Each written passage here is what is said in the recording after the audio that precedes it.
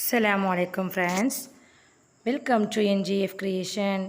இன்னைக்கு நம்ம சேனலில் ஸ்பைசியான சோலே கிறிஸ்பியான பூரி சோளா பூரி எப்படி வீட்டிலே ஈஸியாக செய்யலாம் அப்படின்னு தான் பார்க்க போகிறோம். இது என்னோடய கோசிஸ்டரோட ரொம்ப ஃபேவரட்டான ரெசிபி. சோளா பூரி சாப்பிட்ணுன்னா ஹோட்டலுக்கு தான் போகணும் அப்படின்னு இல்லை, நம்ம வீட்டிலே ஈஸியாக செஞ்சு சாப்பிட்லாம். வாங்க எப்படி செய்யுதுன்னு பார்க்கலாம். அதுக்கு நான் 300 கிராம் மைதா மாவு எடுத்துருக்கிறேன். இந்த மாவுக்கு தேவையான அளவுக்கு உப்பு சேர்த்துக்கலாம். 1 டீஸ்பூன் உப்பு சேர்த்துக்கிறேன். அப்புறம் 1 டேபிள் ஸ்பூன் அளவுக்கு சுகர் சேர்த்துக்கலாம். அப்புறம் 1/4 டீஸ்பூன் அளவுக்கு சோடா உப்பு சேர்த்துக்கலாம். கொஞ்சமாக சேர்த்தாலே போதும். அப்புறம் 3 டேபிள் ஸ்பூன் அளவுக்கு ரவை சேர்த்துக்கலாம். 300 கிராம் மைதா எடுத்துக்கிறேன், அதுக்கு 3 டேபிள் ஸ்பூன் அளவுக்கு ரவை சேர்த்துக்கலாம். ரவை சேர்த்திங்கன்னா உங்களுக்கு நல்லா கிறிஸ்பியாக கிடைக்கும் பூரி. அது மட்டும் இல்லாமல் ரொம்ப நேரம் அவ்வளோக்கு உப்பியே இருக்கும். இப்போ எல்லாத்தையும் மிக்ஸ் பண்ணி விட்டுடலாம். அப்புறம் 2 டேபிள் ஸ்பூன் அளவுக்கு ஆயில் சேர்த்துக்கலாம்.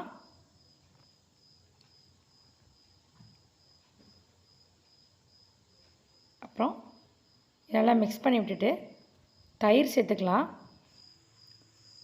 இதில் தயிர் 3 கரண்டி அளவுக்கு சேர்த்துக்கலாம். கப்பால் எடுத்திங்க அப்படின்னா 1/2 கப் அளவுக்கு தயிர் சேர்த்துக்கலாம்.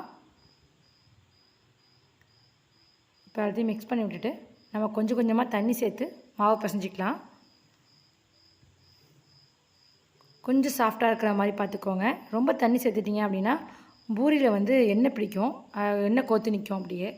அதனால் ரொம்ப தண்ணி சேர்த்துடாமல் பார்த்து பிசைஞ்சிக்கோங்க.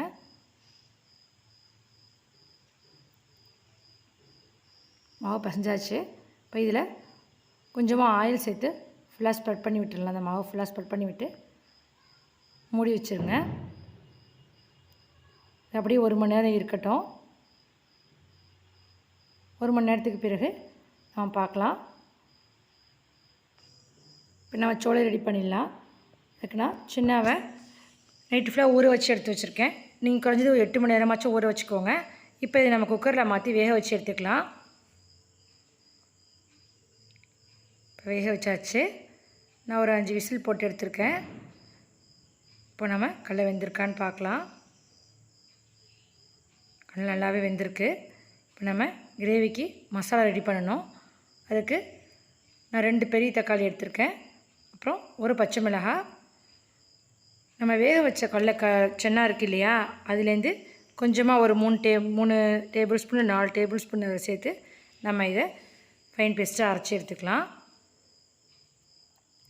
நான் இஞ்சி பூண்டு பேஸ்ட்டாக சேர்க்க போகிறேன். இப்படி பேஸ்ட்டு இல்லை அப்படின்னா இதிலே நீங்கள் ஒரு துண்டு இஞ்சி, ஒரு 4-5 பல் பூண்டு சேர்த்து இந்த மாதிரி அரைச்சிக்கோங்க. இப்போ நம்ம அரைச்சாச்சு. அப்புறம் ஒரு பேனை ஹீட் பண்ணிவிட்டு அதில் 1 டேபிள் ஸ்பூன் அளவுக்கு ஆயில் சேர்த்துக்கலாம். ஆயில் ஹீட்டான உடனே அதில் ஒரு 4 கிராம்பு சேர்த்துக்கலாம். அப்புறம் பிரியாணி இலை 1, அப்புறம் ஒரு துண்டு பட்டை, அப்புறம் ஏலக்காய் 1, பெரிய வெங்காயம் பொடிசாக கட் பண்ணி எடுத்து வச்சுருக்கேன், அது இது கூடவே சேர்த்துக்கலாம். சேர்த்து நல்லா வதக்கிக்கோங்க.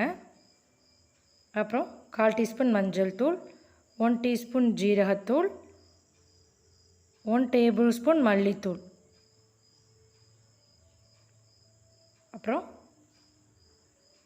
மிளகாய்த்தூள் உங்கள் காரத்துக்கு தகுந்தாப்பில் சேர்த்துக்கோங்க. நான் இன்றைக்கி 1 டேபிள் ஸ்பூன் சேர்த்துக்கிறேன். அப்புறம் இஞ்சி பூண்டு பேஸ்ட் 1 டேபிள் ஸ்பூன் சேர்த்து நல்லா மிக்ஸ் பண்ணி விட்டுருங்க. கரம் மசாலா நம்ம இப்போ சேர்க்கக்கூடாது, லாஸ்ட்டாக தான் சேர்க்கணும். இதனால் ஒரு 5 நிமிஷம் வதக்கிட்டு நம்ம அரைச்சி வச்சுருந்த தக்காளி கடலையெல்லாம் சேர்த்து அரைச்சிருந்தோம் இல்லையா, அந்த பேஸ்ட் இதை கூட சேர்த்துக்கலாம். இப்போது சோளைக்கு தேவையான அளவுக்கு உப்பு சேர்த்துக்கலாம். நான் இன்றைக்கி 1/2 டீஸ்பூன் உப்பு சேர்த்துருக்கேன். ஏற்கனவே சென்னால் வேறு உப்பு சேர்த்து வேக வச்சு வச்சுருக்கேன், அதனால் கொஞ்சமாக உப்பு சேர்த்துக்கோங்க. பத்தனா நம்ம மறுபடியும் சேர்த்துக்கலாம். இப்போ இது நல்லா பச்சை வாசனை போகிற அளவுக்கு நல்லா கொதிக்க விட்டுருங்க. நல்லா கொதிச்சிருச்சு. இதில் நம்ம வேக வச்சு வச்சுருந்த சென்னாவை சேர்த்துடலாம். சேர்த்தாச்சு. இப்போ இதில் கொஞ்சமாக தண்ணி சேர்த்து ஒரு 10 நிமிஷம் நல்லா கொதிக்கட்டும். மூடி போட்டு நல்லா கொதிக்க விட்டுருங்க.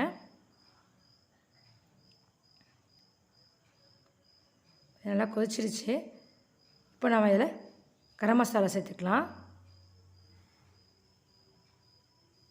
1 டீஸ்பூன் அளவுக்கு கரம் மசாலா சேர்த்துக்கலாம். அப்புறம் கஸ்தூரி மெத்தி, காய்ந்த வெந்தயக்கீரையோட இலைகள் இருக்கு இல்லையா, அதை இந்த மாதிரி நல்லா கசக்கி விட்டுட்டு சேர்த்துக்கோங்க. நல்லா வாசமாக இருக்கும். அப்புறம் லெமன் ஜூஸ் 1 டீஸ்பூன் அளவுக்கு சேர்த்துக்கோங்க. அப்புறம் லாஸ்ட்டாக கொஞ்சமாக மல்லிக்கீரை தூவிட்டு ஸ்டவ் லோ ஃப்ளேமில் வச்சு ஒரு 5 மினிட்ஸ் நல்லா கொதிக்க விட்டுருங்க. இது அப்படியே கொதிச்சிட்ருக்கட்டும். நம்ம பூரி மாவு பசங்க வச்சுருந்தோம் இல்லையா, அதை நம்ம இப்போ ரெடி பண்ணிக்கலாம். 1 மணி நேரம் ஆயிடுச்சு. பாருங்கள் மாவு எவ்வளோ சாஃப்டாக வந்திருக்குன்னு பாருங்கள். இப்போ நல்லா இன்னொரு வாட்டி நல்லா பிசைஞ்சு விட்டுருங்க. அதை நல்லா பிசைஞ்சிட்டு உருண்டை போடுறதுக்கு முன்னாடி நம்ம ஆயிலை சூடு பண்ணிக்கலாம். நல்லா அகலமான பாத்திரமாக எடுத்து ஆயிலை ஹீட் பண்ணிக்கோங்க.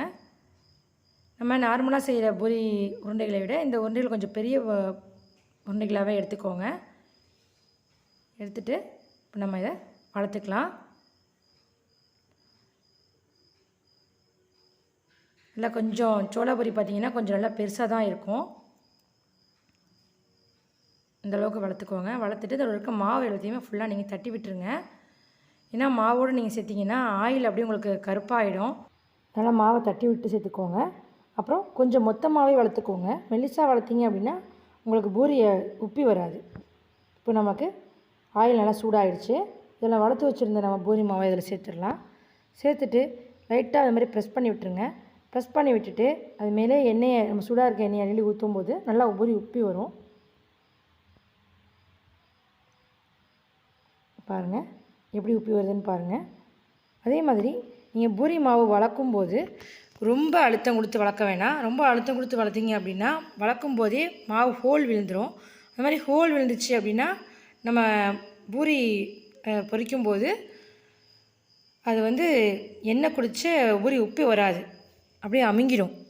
அதனால் வளர்க்கும்போது கொஞ்சம் பார்த்து வளர்த்துக்கோங்க.